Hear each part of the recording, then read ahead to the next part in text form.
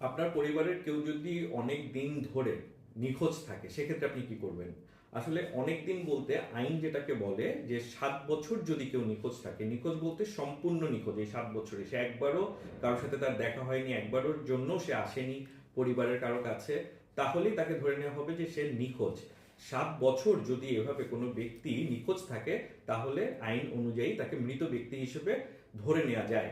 এবং সেক্ষেত্রে তার যদি স্ত্রী সন্তান না থাকে তাহলে সে কিন্তু কোনো সম্পত্তির মালিকানা পাবে না বা ভাগ হবে না তার তার জন্য। কিন্তু যদি তার স্ত্রী সন্তান থেকে থাকে তাহলে কিন্তু তারা আবার সম্পত্তির ভাগ পাবে। আর কেউ যদি 7 বছরের জায়গায় 1 বছর কমও নিখোঁজ থাকে, কিংবা এই 7 বছরের মধ্যে একবারও যদি এসে দেখা দেয় পরিবারের কারোর সাথে, তাহলে কিন্তু তাকে আর নিখোঁজ ব্যক্তি বা মৃত ব্যক্তি হিসেবে ধরে নেওয়া যাবে না, তাহলে কিন্তু তাকে তার সম্পত্তির পূর্ণ ভাগ দিতে হবে।